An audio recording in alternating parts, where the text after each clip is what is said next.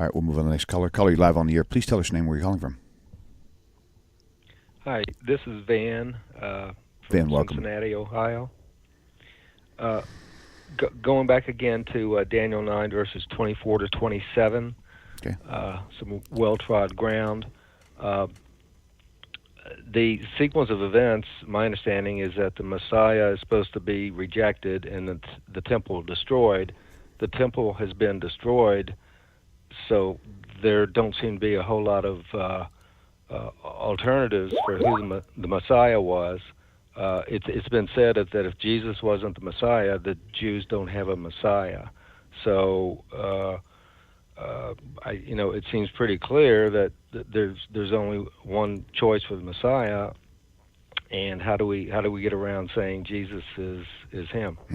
That's a great question. I just want you to stay there for 1 second. First of all, thank you for calling in. So, I think I got your question. I think I got your question, but I want to make sure. You're saying that Daniel 9 says that the Messiah will be rejected. Right. Is that right? Right. Rejected, cut off, something or other. All right. And so the Messiah is cut off, rejected, and therefore? I just want to understand your question. Well, and then the temple is destroyed. Right. The temple's already for the prophecy to be correct. I mean, it's a two-step process. The Messiah is rejected, and then the temple is destroyed. Well, the temple has been destroyed, so if the prophecy is going to be correct, then the first step has to have been carried out already. The Messiah was rejected, and Christ was rejected according to the New Testament. So if the temple was destroyed and the first step has already been done as well, then that seems to point to Jesus as the Messiah. So let me, if I may, just keep you on for a second, because I want to just tease this out before I address it. We are told in the book of Daniel, Gabriel, the angel, is speaking here, that there are 6 things that are to happen to coincide with an anointed one cut off, with the destruction of the temple. You're right, the temple is destroyed. That's absolutely correct. And those 6 things include the termination of transgression, the end of sin. From what I could see, sin has not only not been ended, but it's doing amazingly well. Satan is right on his game. Transgression is not terminated. So how do you, that means why didn't Jesus do that? I don't know the list of the 6 things you're talking about. Well, those are 2 of the 6. So those are 2 big ones. Like sin comes to an end, right?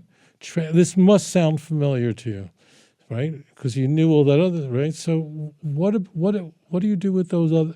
That sin has to come to an end. Transgression has to be terminated. Jesus didn't accomplish that. People are sinning today is more than ever. Right. Okay, I just wanted to give you something to think about, but I appreciate you calling in. I really appreciate you calling in. You can go ahead and hang up now and tune in for the rest of the you. answer, okay? Appreciate that. I say that because I want people to really look at the text. I want people to really just drink the text, absorb the text. Let's really unpack this. We're talking about Daniel 9. What's happening for the caller, I have a lot of respect for him for having the courage to call in, is that he's using a Christian Bible. Why would that make a difference? Wow. So it makes an enormous difference, and I want to unpack this. So that word, Mashiach, appears in the Jewish scriptures 39 times. In the Hebrew, it's there. It's easy to count. Now, as it turns out, what Christian Bibles do, not all Christian Bibles, there are many Christian Bibles that are honest here. The Revised Standard Version, the New Revised Standard Version. But it's the same suspects that come up over and over and over again who just jam the text. And what they do is, in 37 places where the word Mashiach appears, it's a Hebrew word, they translate it correctly as anointed. But only here in Daniel 9 it translates the word Mashiach as not only Messiah, they amp it up even more. They then put a capital letter, so it's capital M Messiah. Open your King James Bible. I mean, if you have one, if you're in Borough Park, Brooklyn, you probably don't have a King James, but then just take my word for it. What they do is number one, they translate the same word that's translated in Leviticus 5, in Habakkuk 3:13, where it's translated as anointed. Same word here is Messiah. It gets crazier. And then they capitalize it, even though there's no such thing as a capital letter in the Hebrew language. So that's a complete theological translation. It has nothing to do with the text. And then it gets crazier, and they put in the definite article. If you look at the King James, in Daniel 9, verse 24, says the Messiah, the Prince. But the word in Hebrew, there's no word there, there's no definite article. It doesn't say HaMashiach.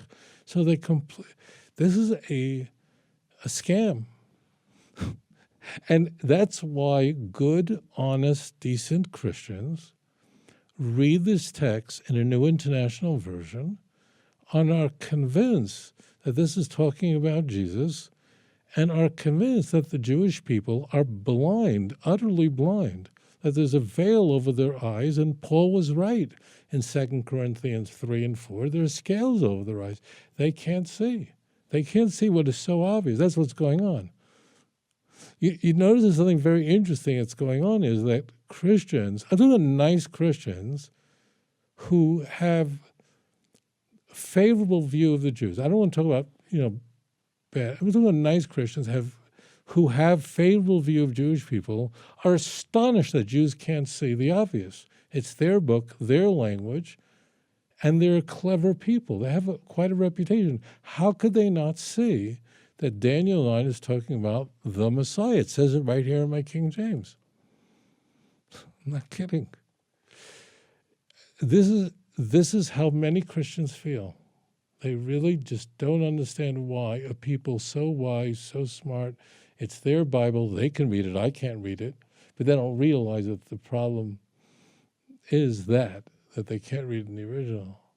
Jews, conversely, look at Christians. I'm talking Jews who have a favorable view of Christians. Jews go, I can't believe, this Christian's like a perfectly normal, intelligent person, but believes in Jesus. How could you not see that Daniel 9 has been so manipulated by the church that it's not even you can't even recognize what the original text says if you're reading through the Christological filter of the Christian translator.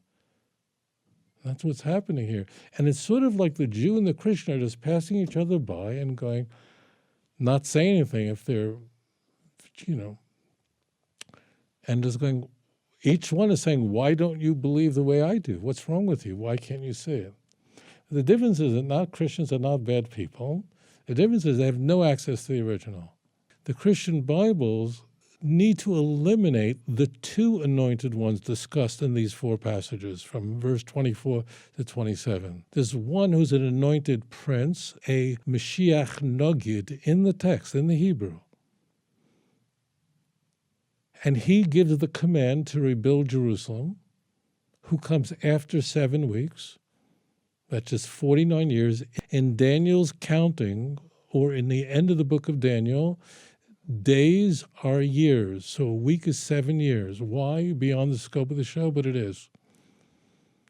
So from the going forth of the word, that means from the destruction of the first temple, until we have a king who's a Mashiach, an anointed one, who gives the command for the Jews to go build Jerusalem, build the temple, it's 7 weeks. 7 weeks is 49 years. That means on the 50th year. Well, think about it, my friends.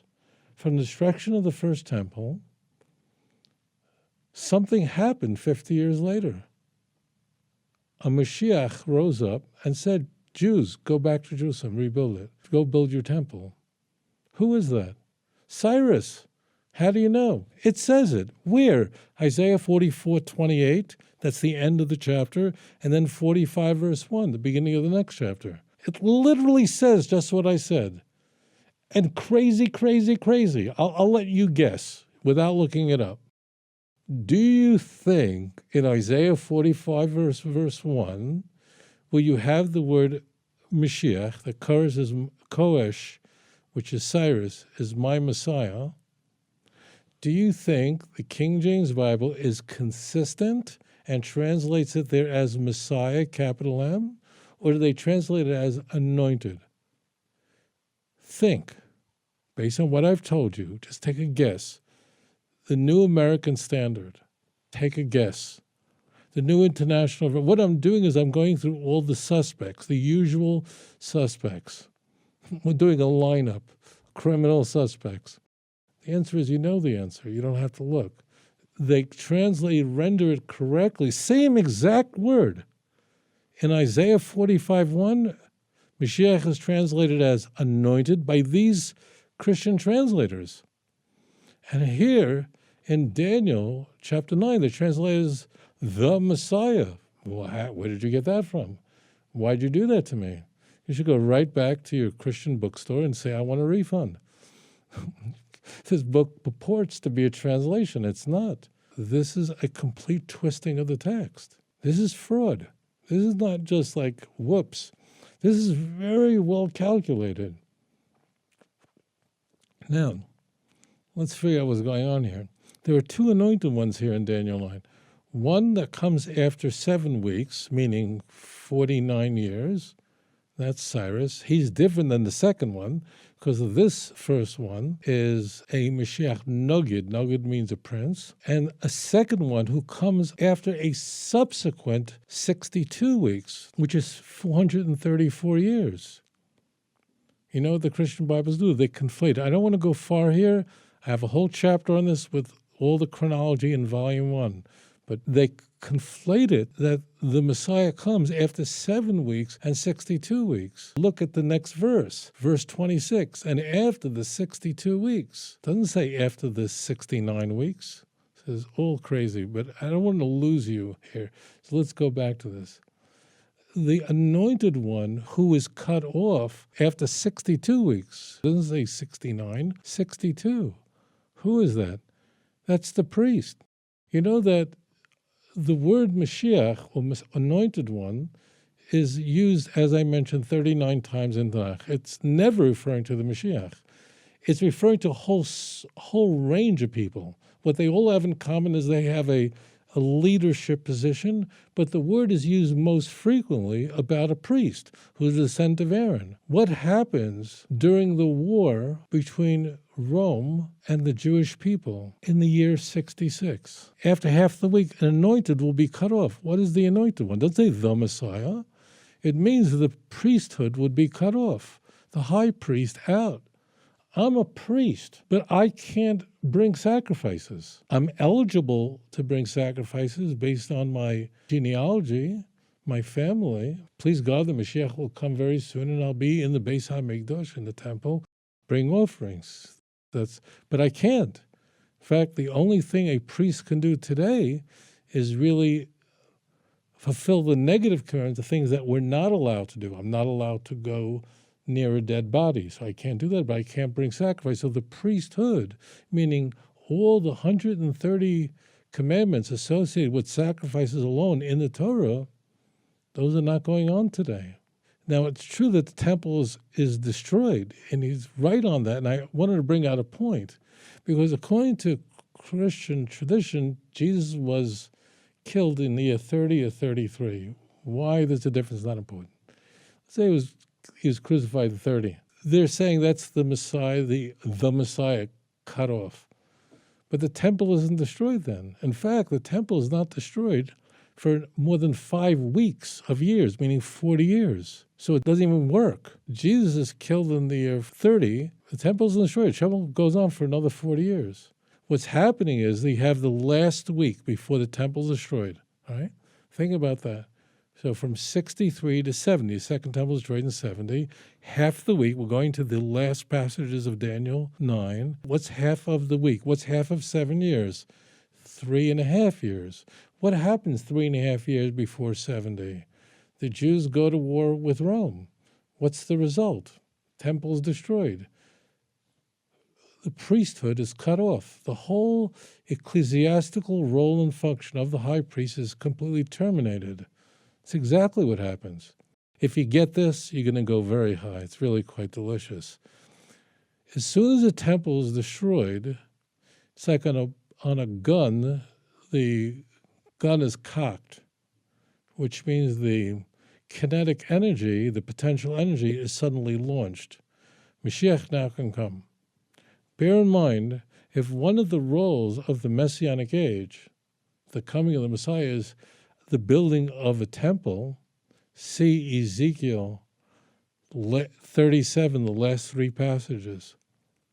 See Ezekiel 40 through 48. If one of the things the Messiah is to do when he comes is to bring about the rebuilding of the final Messianic temple, it's explicitly in Tanakh, and the restoration of the sacrificial system, Hosea 3, 4, and 5, and so on, then the Messiah would not be coming when the temple's standing. He would be coming to an epoch in time when the temple is destroyed. Therefore, Jesus is not even qualified to be the Messiah. He came at the wrong time. I hope you're getting this.